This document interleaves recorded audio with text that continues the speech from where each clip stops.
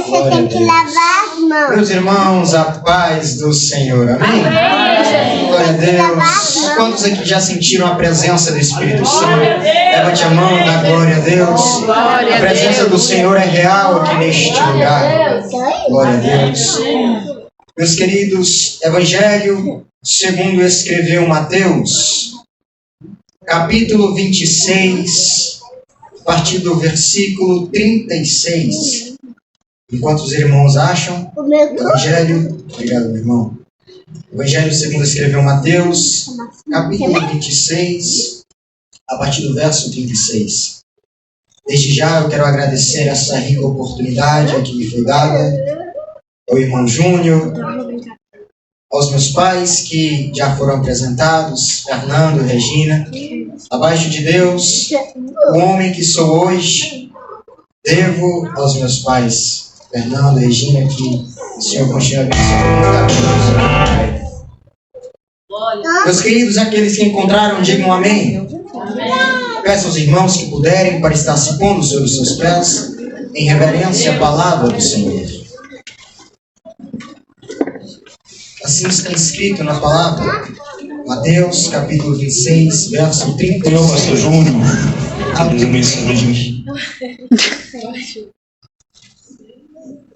36 ao 39. Então Jesus foi com eles a um lugar chamado Getsêmani e disse: sentem-se aqui enquanto vou ali orar. Levou consigo Pedro e os 2 filhos de Zebedeu e começou a ficar triste e angustiado. Minha alma está profundamente triste, a ponto de morrer, disse ele. Fiquem aqui e vigiem comigo. Ele avançou um pouco, curvou-se com o rosto no chão e orou: meu Pai, se possível, afasta de mim este cálice. Contudo, que seja feita a tua vontade, e não a minha. Glória a Deus. Os irmãos podem se sentar glorificando o nome do Senhor. Pai Santo, Pai querido, Pai amado, tua palavra foi lida neste momento, meu Deus. Pai, fala conosco nesta noite. Pai, que cada irmão que entrou aqui possa sair renovado pela tua palavra, que não possa sair da mesma maneira que entrou, Pai. Pai querido, desça com a tua glória e com o teu poder aqui neste lugar. Pai, que nós sejamos impactados pelo teu poder e pela tua glória, que aqui será manifestada, Senhor. Pai, eu lhe peço, cobre-nos com o teu poder, ó Pai. Pai, com o teu manto de poder e graça. Pai amado, contra todos os ataques, todos os dardos inflados do maligno, e abre o nosso entendimento para que possamos entender a tua palavra, em nome de Cristo Jesus. Amém. E graças a Deus. Meus queridos, para mim sempre é motivo de muita alegria poder trazer a mensagem, a palavra do Senhor aos irmãos. E nesta noite quero falar com os irmãos sobre um atributo de Deus que muito pouco é pregado. Muito é pregado que Deus é amor, que Deus é bondade, que Deus é carinho. E em alguns lugares chegam a pregar que Deus me aceita como eu sou. Mas a Bíblia diz que antes mesmo do seu nascimento, Deus não te aceitava como você é. A prova disso é que em Gênesis, Jesus é o cordeiro morto em teu lugar antes da fundação do mundo, antes da tua própria existência. Deus não te aceitava como você é. Muito se prega que Deus é amor, que Deus é bondade e carinho, e de fato Ele é. Mas muito pouco se prega sobre a justiça de Deus, sobre a ira de Deus, sobre a resposta de Deus ao pecado. E qual é a resposta de Deus ao pecado? A ira. A Bíblia vai dizer que Deus odeia tanto o pecado. Não é não gostar, é odiar. Olha o peso que há nessas palavras. Deus odeia tanto o pecado a ponto de não poupar nem o seu único filho naquela cruz. Ele não aceita. Ele não é conivente com o pecado, pois ele é santo. Então a resposta de Deus ao pecado é a sua ira. Mas para entendermos sobre este atributo de Deus, há 3 pontos cruciais que precisamos entender antes, a saber, a criação, a queda e a redenção. Evangelho vem da palavra grega euangélio, que quer dizer boa notícia, boa mensagem. E que boa mensagem é essa? Primeiro Deus criou os céus e a terra com o seu grande poder. Gênesis capítulo 1. Ele cria em 6 dias, cria os céus, as estrelas, cria o mar, cria a terra, cria os animais. E no 6º dia, ele cria a chamada coroa da sua criação, a sua obra-prima. Tudo que Deus criou foi bom e perfeito, mas existe algo que foi a sua obra-prima, foi o homem. Porque ele disse: façamos o homem a nossa imagem e semelhança, de modo que nenhuma outra criatura foi feita à imagem e semelhança de Deus. Não, ninguém, nada nos céus, na terra, embaixo da terra, nada no universo foi feito à imagem e semelhança de Deus como o ser humano. Mas o homem, ele decidiu criar a sua própria imagem e semelhança. O que significa ser imagem e semelhança de Deus? Significa que Deus tem os seus atributos, características pessoais de Deus que só Ele tem, e características pessoais que Deus tem, mas comunica com a sua criação. Esses atributos são divididos em 2 categorias. A primeira categoria são os atributos incomunicáveis, só Deus tem: a onipotência, a onisciência e a onipresença. E a segunda categoria são os atributos comunicáveis. Deus tem e comunica às suas criaturas: bondade, amor, justiça, santidade. Então Deus cria o homem e comunica esses atributos com o homem. Então o homem, ele era moralmente justo, moralmente perfeito. E então o que acontece? Deus coloca o homem no jardim do Éden e coloca ele para cultivar aquele jardim e dá uma única ordem a ele: que não tocasse na árvore do conhecimento do bem e do mal. Então o homem viola essa única lei e o pecado ele entra em toda a criação. E o pecado ele é como um vírus. Imagine quando um vírus ele entra em um computador. Ele não destrói o computador, ele não explode a máquina, mas ele corrompe o sistema, ele deteriora e ele não funciona mais daquela mesma forma que antes. Assim aconteceu com o homem. Ele se corrompeu e com aquele pecado vieram as maldições. A primeira maldição cai sobre a serpente. A segunda maldição recai sobre a mulher, com dores dará à luz a seus filhos. E a terceira maldição recai sobre o homem e sobre a terra. E então vem a pior de todas as consequências: a morte. A morte espiritual, o afastamento de Deus. Pois existe a morte física e existe a morte espiritual. Eu não acredito que eles eram eternos, mas a morte não fazia parte daquele primeiro plano, de modo que a desobediência traria a morte para a criação, de modo que a pior consequência foi a morte eterna, a condenação ao inferno. Então Deus condena o homem por causa do pecado. Vem essa consequência drástica e junto com ele toda a sua descendência que viessem de Adão e Eva seriam condenados com eles.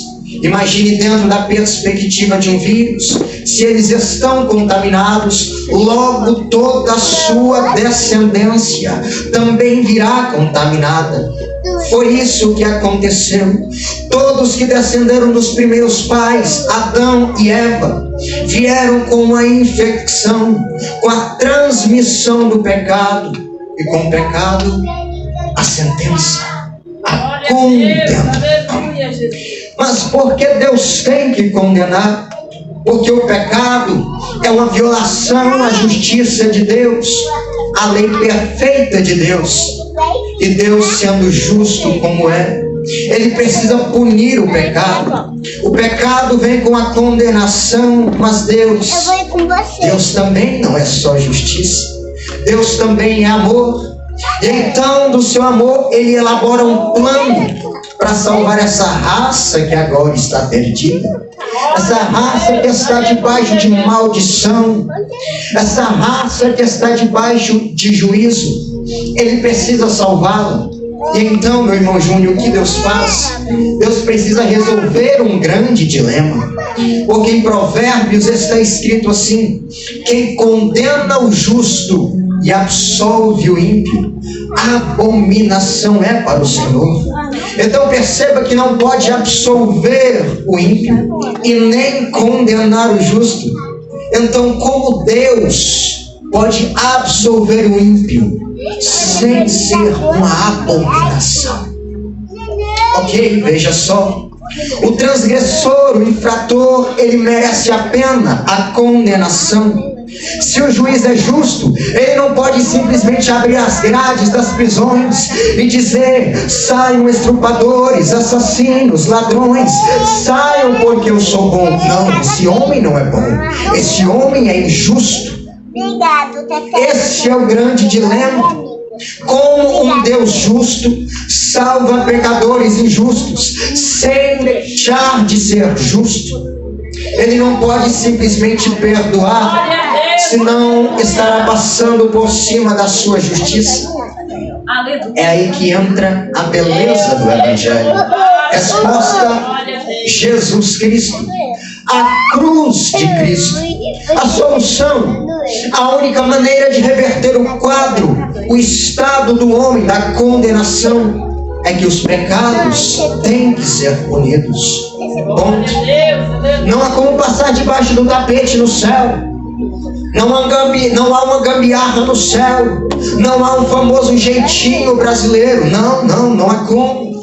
Então o que acontece? Cristo. Então é o plano de Deus enviar seu Filho, que era Deus, para se tornar homem, morrendo naquela cruz. Então o que Cristo faz na cruz? Ele leva os nossos pecados sobre si. E Deus, por ser justo como é, Ele tem que punir os pecados. E ao invés de puni-los em nós, pune eles em Cristo. Porque na cruz, Cristo leva os nossos pecados sobre Ele. A imagem, a ilustração é muito simples. Imagine um júri. Imagine um tribunal. Você é condenado por 10 crimes hediondos. O 11º réu confesso. Você é pego com sangue nas mãos. Condenado você. Você agora é sentenciado a passar por um julgamento. E no julgamento você confessa os crimes. Condenado você. A sentença: pena de morte. E na hora que o juiz vai bater o martelo e decretar a sua sentença, entra alguém naquele tribunal: juiz, não. Mas como assim não? Não. Mas como assim? Aquele homem olha para você e diz: levante-se daí. E aquele homem senta no seu lugar. Ele olha para aquele juiz e diz: pode continuar. E aquele juiz diz: espere aí, você está querendo dizer que você assume os 10 assassinatos dele? Sim, eu assumo. Mas se você assumir os assassinatos, vai ter que arcar com a punição. Sim, eu cumpro a pena. Mas a pena é de morte, pois eu morro. Então aquele homem, ele é condenado em seu lugar. Porque o Estado quer justiça por esses crimes. E a justiça exige ser satisfeita, ou será satisfeita em você, ou com qualquer outra pessoa, mas ela não pode ficar sem ser satisfeita. Foi isso que Cristo fez. Tirou todos nós do banco dos réus e olhou para Deus, o grande juiz, e disse: cobra o pecado de todos eles e de mim. Mas meu filho, se você se fizer culpado, você vai tomar o lugar deles, você vai se fazer culpado e vai pagar a penalidade. Eu pago, meu pai.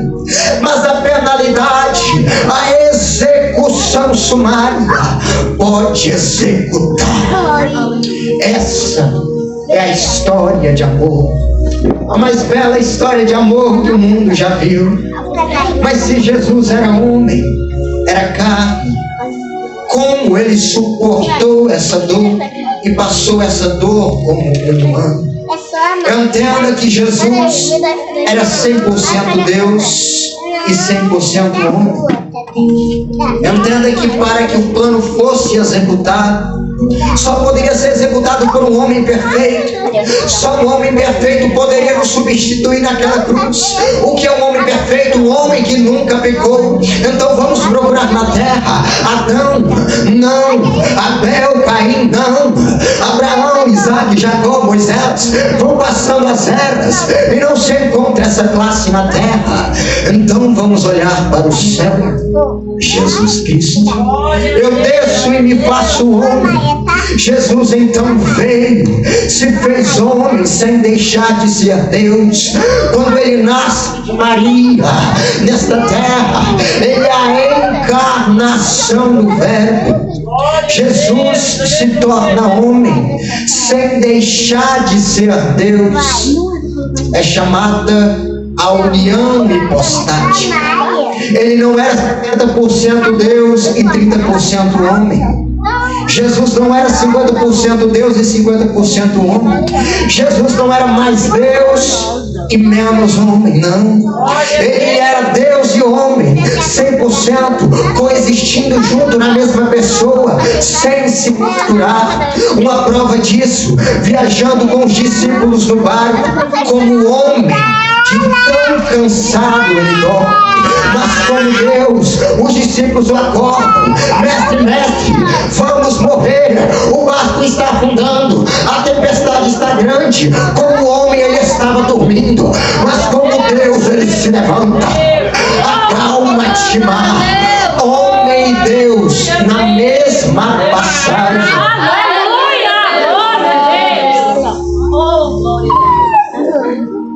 Louvado seja o teu nome. Um homem e um Deus na mesma passagem. Mas por que tinha que ser homem, mas Deus? Porque só um homem perfeito nos substituiria naquela cruz. Hebreus diz que Jesus foi tentado em tudo a nossa semelhança. Imagine por quantas coisas e quais coisas você já foi tentado desde que nasceu. Pensa em todas agora. Jesus também sentiu o mesmo desejo, a mesma tentação, mas ele não pecou. Então só um homem perfeito, mas só um homem perfeito não suportaria pagar a penalidade e sobreviver a ela. Não. Se ele fosse só um homem, não, ele não teria suportado. Ele não teria. Permita-me fazer uma pergunta aos irmãos: quem executou Jesus Cristo naquela cruz? Pilatos? Herodes? Roma? Os judeus? Quem executou Jesus naquela cruz? E eu lhe digo, foi Deus que executou Jesus naquela cruz. Pregador, mas como assim? O próprio Deus o matou. Não foi Roma, não foi Herodes, não foi Pilatos, não foi os judeus. O próprio Deus o matou. E ele se entregou como uma ovelha muda. Porque quando Jesus morre naquela cruz, todo o nosso pecado é lançado sobre ele. Quando Deus olha para o na cruz, o que ele vê? Uma bola de iniquidade, de pecados. E agora que os pecados estão lá, o Senhor, ele tem que punir, porque ele é um Deus justo. O pecado é contrário à sua santidade. Deus não é conivente. Se o pecado está em Jesus, agora ele tem que punir. Isso é um atributo de Deus que muito pouco é ensinado. A ira de Deus. E o que é a ira de Deus? É a resposta de Deus ao pecado. A justiça da sentença. A justiça de Deus. A ira cumpre a sentença. Imagine, a ira de Deus é como um míssil guiado. E esse míssil está programado para ir aonde? Aonde está o pecado? Na cruz. O pecado está em Cristo. Então a ira de Deus, o míssil da ira, tem que cair sobre Cristo. Isaías 53, capítulo 10. Foi do agrado do Pai moê-lo e fazê-lo sofrer até a morte. O próprio Deus executa o Filho. É difícil entender isso. O terror do pecado. Deus odeia tanto o pecado, mas tanto que nem o próprio Filho ele poupou. Por quê? Por causa da sua santidade. Um outro atributo de Deus. Abacuque capítulo 1 versículo 13, o profeta diz: tu és tão puro de olhos que não podes contemplar o mal. Quantos pecados bastaram para que Adão e Eva fossem expulsos do paraíso para o resto da vida? 10, 5, 2, 1. Um pecado. Porque o pecado é contrário à natureza de Deus. O Senhor não pode ser conivente com o pecado. Agora você vai entender. Evangelho segundo escreveu Marcos, capítulo 15, versículo 34. Aquele trecho onde Jesus diz: Eloi, Eloi, lama sabachthani.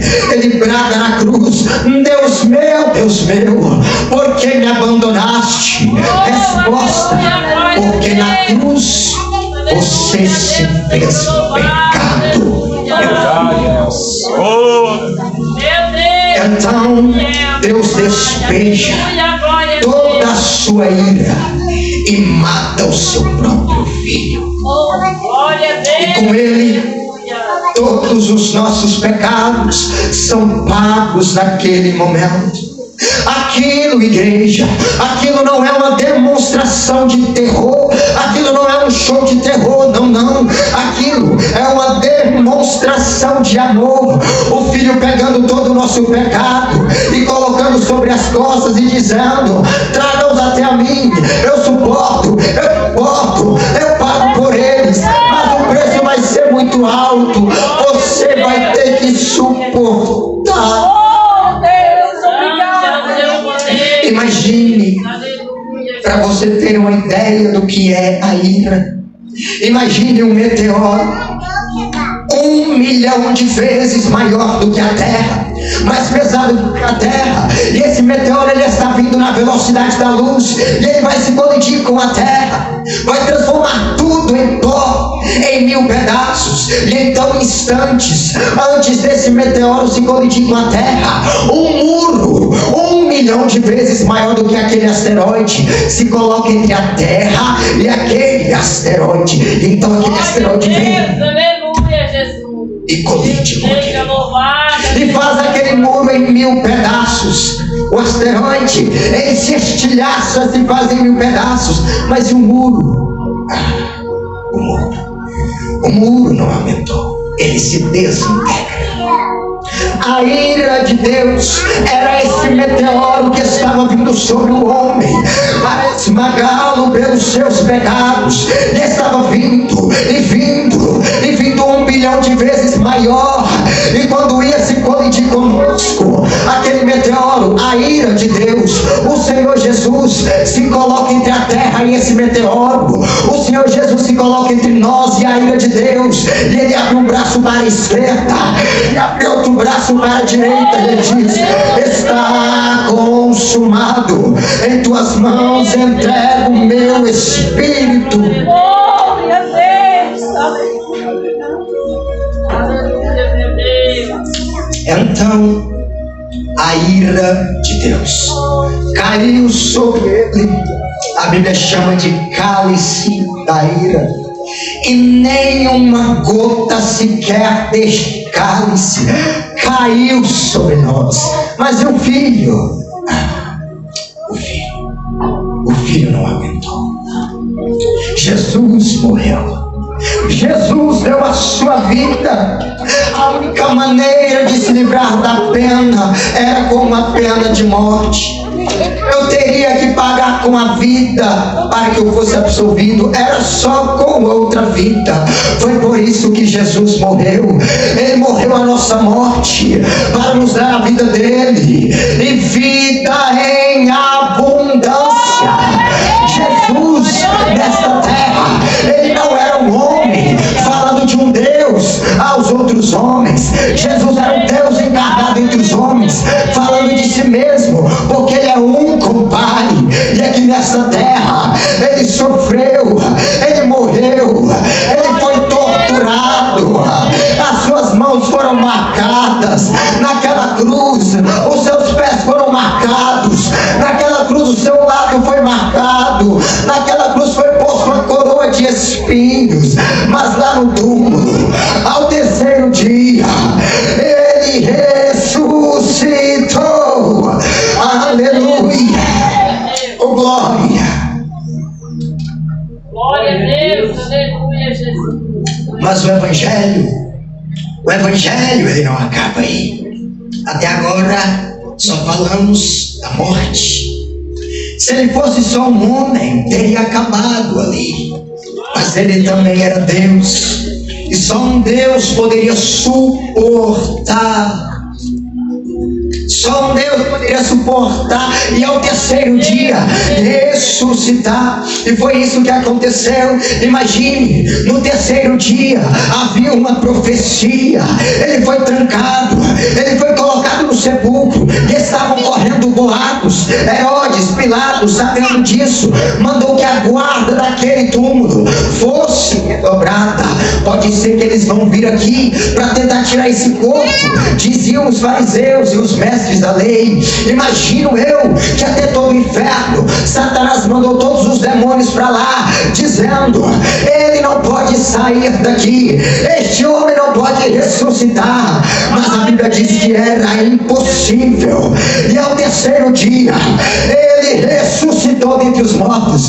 Um anjo desceu, a pedra do sepulcro rolou de forma sobrenatural.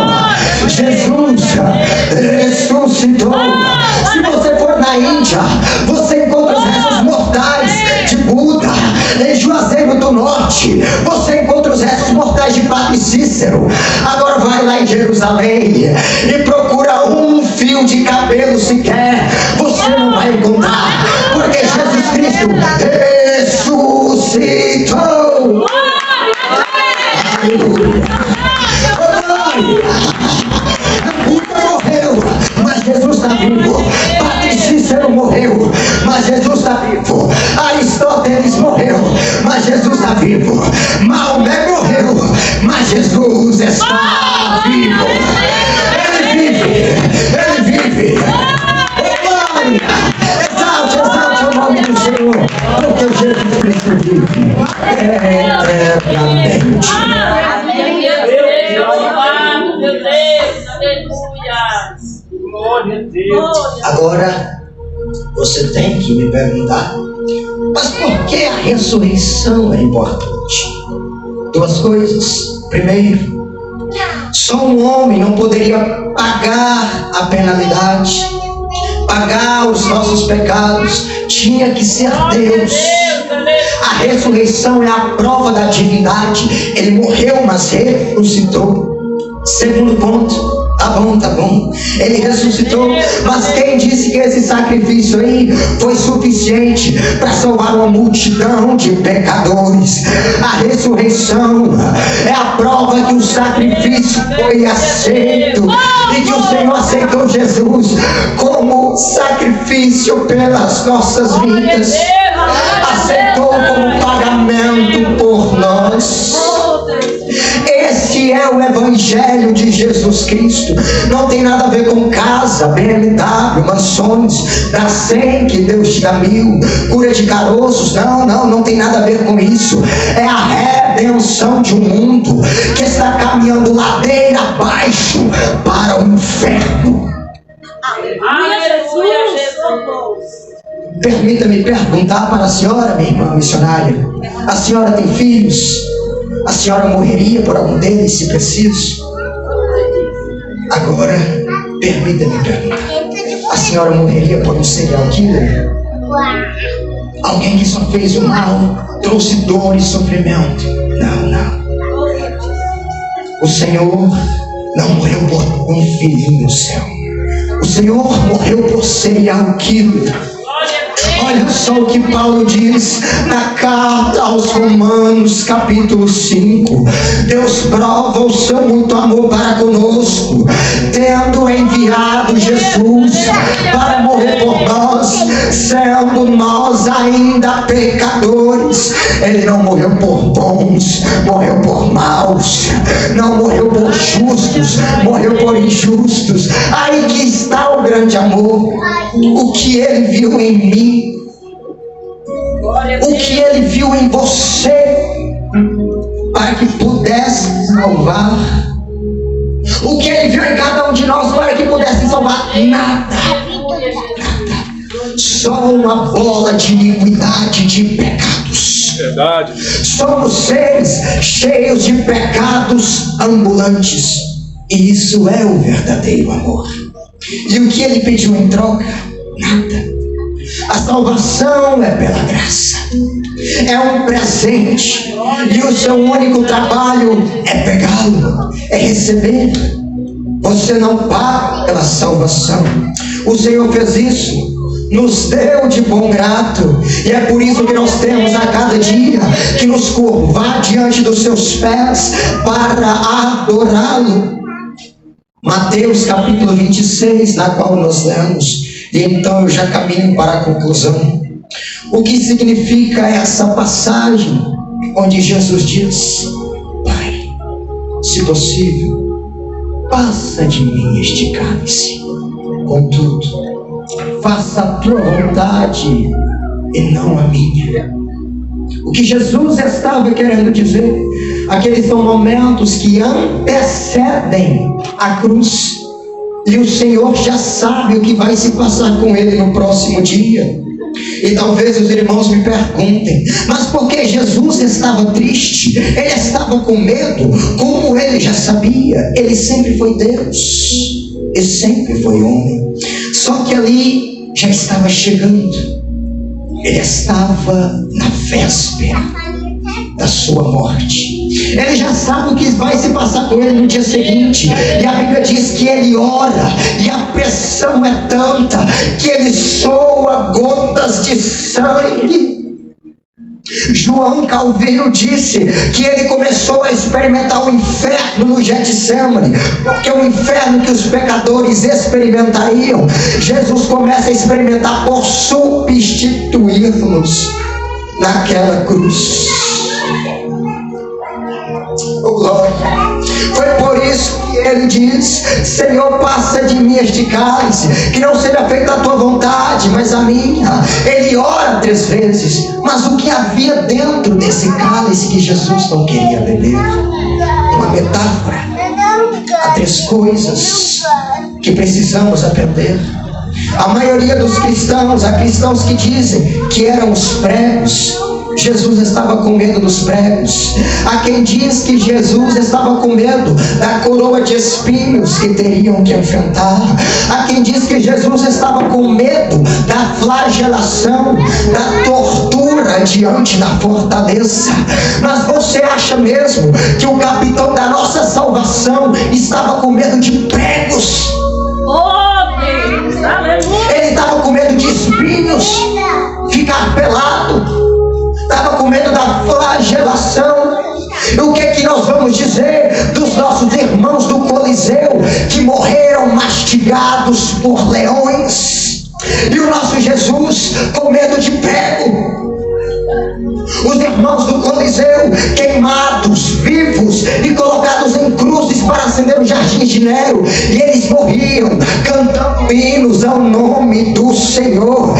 E Jesus Cristo, capitão da nossa salvação, o Deus Todo-Poderoso, com medo de espinho, Glória a Deus. com medo de prego. Jesus estava dizendo: passa de mim este cálice, porque naquele dia, aquele que nunca pecou ia se fazer pecado. Glória a Deus, aleluia. Oh, grande Deus. Talvez nós não tenhamos noção do que seja, porque convivemos com o pecado. Nós nascemos, temos a semente do pecado desde Adão e Eva. Mas pense nisso, aquele que nunca pecou em nenhum pensamento. Para você ter uma ideia, imagine uma criança de 3 anos, olhos azuis, cabelo loiro, a coisa mais linda, mais pura. E então alguém entra na casa dessa criança e amarram os seus pais e levam essa menina e a sequestram, a levam, a abusam, sujam, a maculam e depois a devolvem. Aquela criança perdeu toda a sua pureza, toda a sua ingenuidade. Foi isso que aconteceu naquela cruz. Aquele que era puro se manchou, aquele que era santo se sujou. A marca do pecado ia contaminar um ser que nunca havia pecado. Por isso Jesus diz: passa de mim este cálice. Mas não só isso, a Bíblia também diz que naquela cruz Jesus Cristo se fez maldição. É a palavra mais forte da Bíblia. Maldição. E o que é maldição? O contrário de bênção. Abençoado, amaldiçoado. Um estado de maldição. Jesus ia se tornar maldição, porque está escrito em Deuteronômio, capítulo 21, maldito todo aquele que for pendurado no madeiro. E Jesus foi pendurado no madeiro. A lei condenava esse tipo de execução, pois o condenado, ele era considerado maldito, era considerado uma maldição. Para esse Deus, Jesus fala: passa de mim este cálice, porque ele ia se tornar pecado e uma maldição. O Filho amado, o Filho bendito, o Filho adorado pelos anjos, pense nisso, uma maldição. Uma coisa execrável. Imagine, por que uma maldição? Porque todo o pecado foi para ele. Mas que pecados? Mentira? Não. Pedofilia, assassinato, estupro, latrocínio, adultério, impostor. Na cruz, Jesus foi considerado pedófilo, adúltero, assassino, impostor, ladrão, bandido. E foi feito objeto de escárnio, de maldição. Ele sabia que ele ia se tornar isso. Ele sabia. E terceiro, se ele se fez maldição, ele se tornou pecado. Se fez culpado. E culpado tem que pagar a penalidade. O que tinha dentro daquele cálice, o pai ia virar toda a sua ira sobre o filho. É por isso que Jesus diz: Deus meu, por que me abandonaste? Jesus brada na cruz, resposta: porque na cruz você se fez pecado e uma maldição, meu filho. E eu, como sou santo, não tenho parte com o pecado.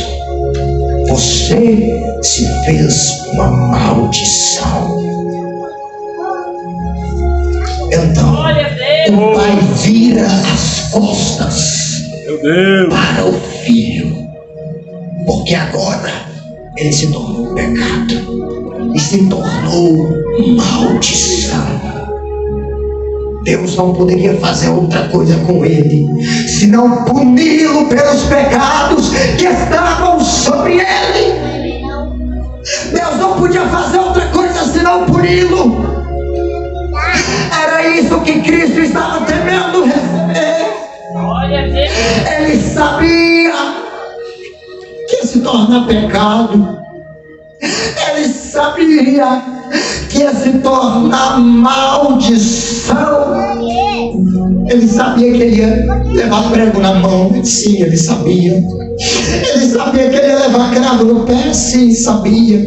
Ele sabia que ia ser torturado, e ainda não pelos judeus. Isaías 53:10, ele ia ser torturado pelo próprio Pai. Foi do agrado do Pai moê-lo e fazê-lo sofrer, torturado até a morte. Glória a Deus. Aleluia. Foi do agrado do Pai. Mas por quê? Por amor a nós, por amor a você, por amor à sua vida. Era isso que Cristo estava temendo receber. Ele diz: Pai, afasta de mim este cálice, mas não faça a minha, mas a tua vontade. Por quê? Porque ele ia se tornar uma coisa execrável. Maldição. Pecado. Todo o pecado estava sobre ele. Mas algo melhor ainda. Naquela cruz, quando a ira cai sobre o filho, o perdão também é liberado. Quando Jesus diz: Pai, em tuas mãos entrego o meu espírito, o véu do templo se rasga, o acesso ao Pai é liberado, e mediante a morte de Jesus Cristo, você tem livre acesso a Deus, mediante a fé nele. Por meio da morte de Jesus, você tem livre acesso ao Pai. O perdão, a graça, a salvação foi liberada naquela cruz. E agora, por meio da graça, por meio da salvação, ela te alcança aqui nesta noite. A salvação está presente aqui. Você só volta para casa do mesmo jeito, se você quiser, porque tem graça, tem salvação para você e para sua casa nesta noite. Deus está presente neste lugar para salvar, para libertar, para curar. Jesus está presente, o Espírito Santo está presente, e Ele te diz agora: vem que hoje tem salvação para você e sua casa. Naquela cruz, Jesus não foi somente torturado.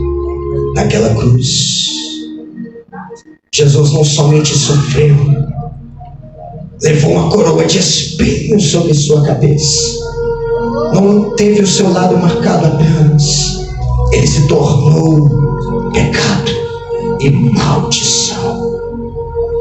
Se há alguém na história da Bíblia que pode dizer que sentiu o desprezo de Deus, esse alguém foi Jesus Cristo. Glória a Deus. Ele sim pode dizer que sentiu o desprezo de Deus, pois naquela cruz, aquele que é amado pelos anjos, naquela cruz, o filho bendito, adorado, se tornou maldição e sentiu o desprezo de Deus. O desprezo que você sentiria, o desprezo que você sentiria no tormento eterno, no fogo do inferno, aquele mesmo desprezo Jesus sentiu naquela cruz, por morrer em seu lugar. Aquela cruz não era para ele. Jesus não merecia estar ali, mas por amor, pela graça, ele não viu nada de bom em nós, ele não viu nada de bom em você, ele não viu nada em sua vida para que ele pudesse salvar. O que ele viu? Pecado, pecado, pecado, iniquidade. Mas pela sua graça ele salva essa raça que agora está perdida, mas que hoje, aqui nesta noite, tem salvação. Aleluia. Glória. Oh, Deus. Aleluia, Jesus. Glorificado. Permita-me ler aqui um comentário de João Fleur, a coisa mais linda acerca da crucificação de Jesus. Ele comentando sobre a cruz, sobre como Deus e o Filho conversariam a respeito da humanidade. Ele descreve como Cristo conversaria com o Pai a nosso respeito para nos salvar.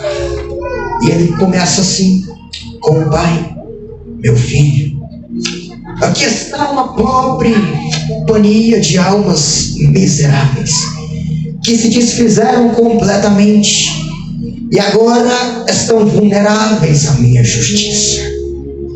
A justiça exige ser feita, meu filho, em favor deles, ou se satisfará em sua ruína eterna.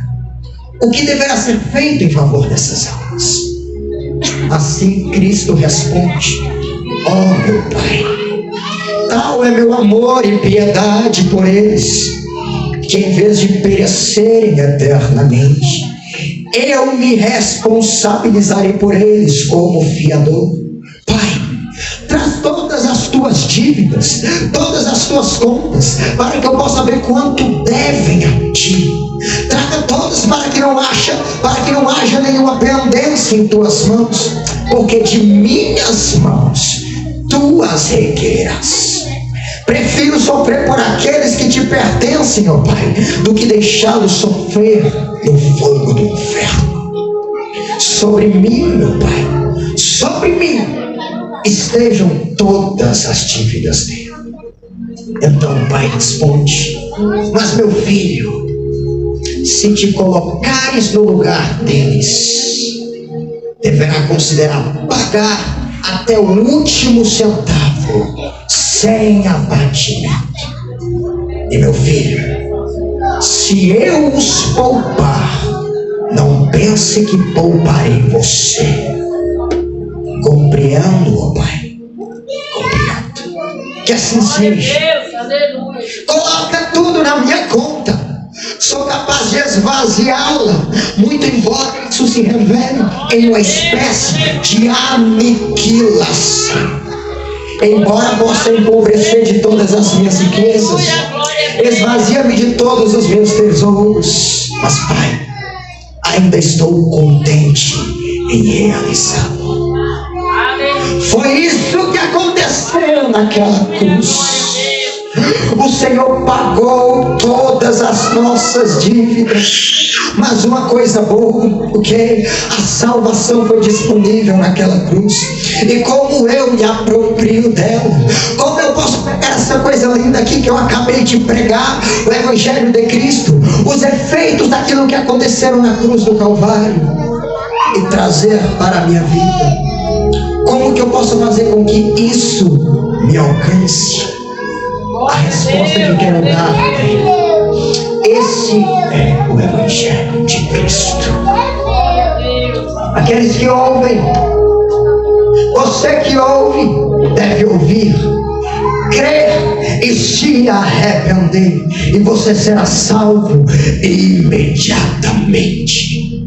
Haverá mudança na mente, haverá mudança na visão, haverá mudança no caminho. Pois quando você perceber que esses caminhos tortuosos em que você está andando vai te levar para o fogo do inferno, você vira as costas para ele, então se vira para Cristo. Ei, quer vir para o Evangelho? Vem. Mas se quer vir para o Evangelho, vai ter que largar a bebida. Se quiser vir para o Evangelho, vai ter que largar o cigarro. Se quiser vir para o Evangelho, vai ter que largar a amante. Se quiser passar pela porta estreita, vai ter que se consertar. Aleluia, Jesus. Vai ter que se consertar. Este é o Evangelho. Evangelho não é da porta do templo para dentro ser uma coisa, mas daquela porta para fora ser outra. A Bíblia diz que a escrava da mulher de Naamã viu que o seu senhor estava doente, e o que acontece? Ela se lembra do profeta Eliseu que poderia curá-lo. Mas por que ela se lembra dele? Porque ela tinha um referencial de conduta de vida. Ele não era um profeta apenas da porta da igreja para dentro, mas da porta para fora.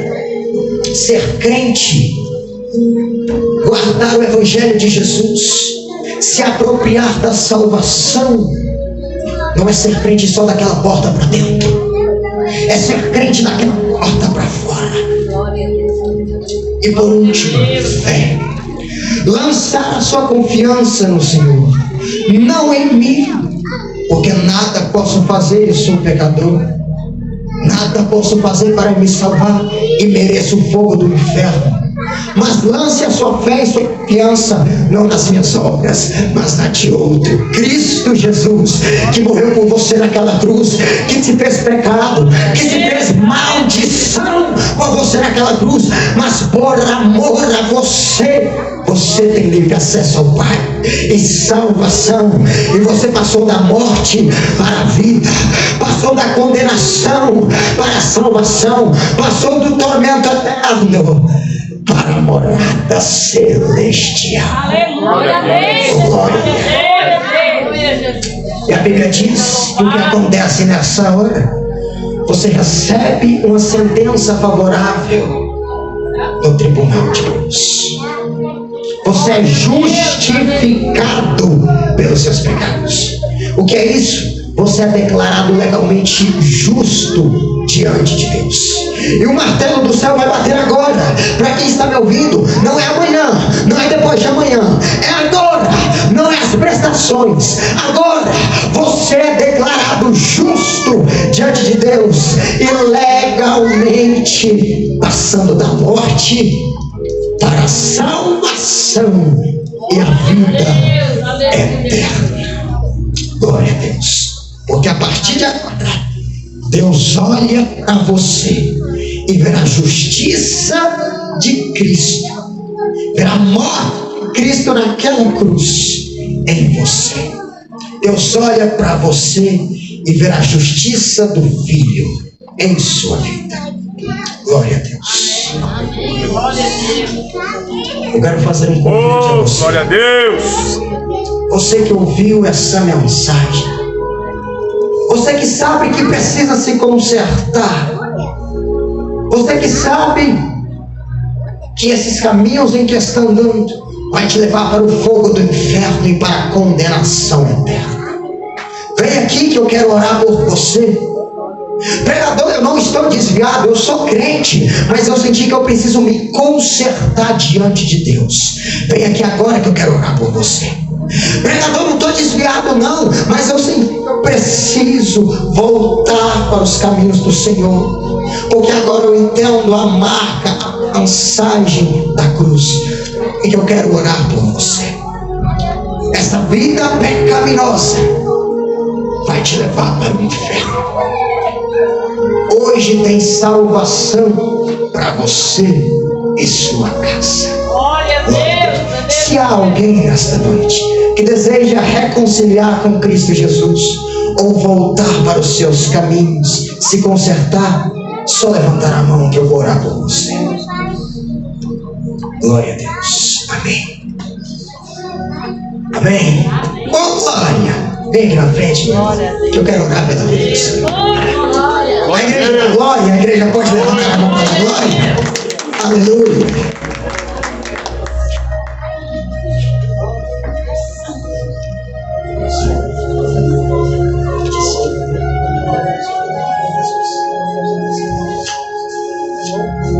Meus queridos, vamos estar orando pela vida do Gisel.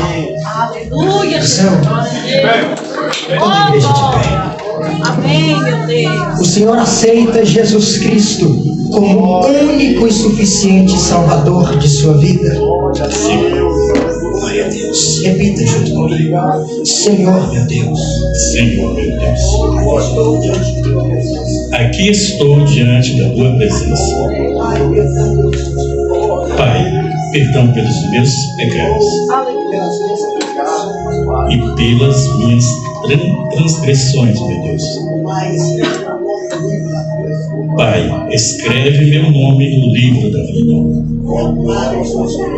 e apaga os meus pecados. Joga os meus pecados no mar do esquecimento. Aleluia. Jesus Cristo, me aceite hoje. Glória a Deus. Aleluia, Deus. Em nome de Cristo Deus, Jesus. louvado. Aleluia. Amém. Glória a Deus. Glória, a igreja. Glória a Deus.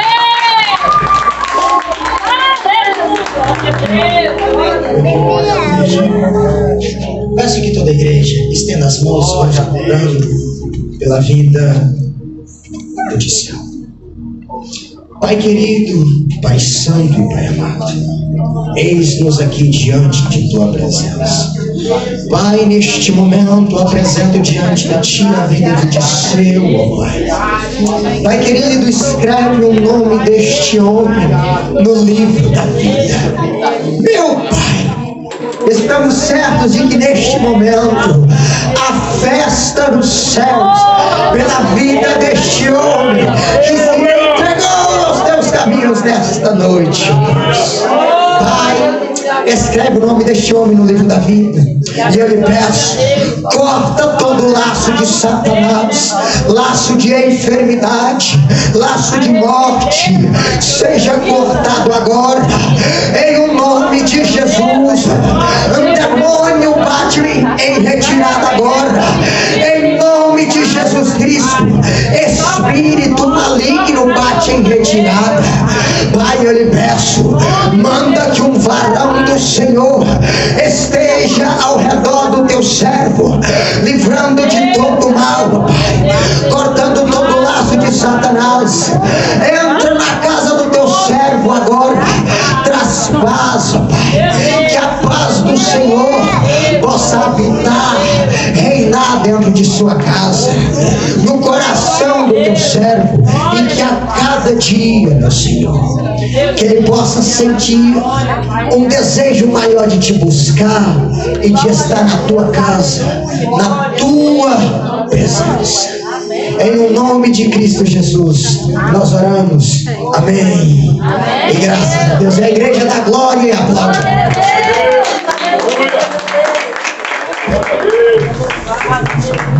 Deus é fiel. Aleluia. Glória a Deus. Aleluia, Jesus. Deus seja louvado. Meus queridos, assim, eu agradeço a oportunidade que me foi dada. Eu passo a palavra para o Júnior e que o Senhor continue abençoando a vida dos irmãos de maneira poderosa. Sobrenatural. Você que crê, levante as mãos, diga amém. Amém. Glória a Deus. Aleluia.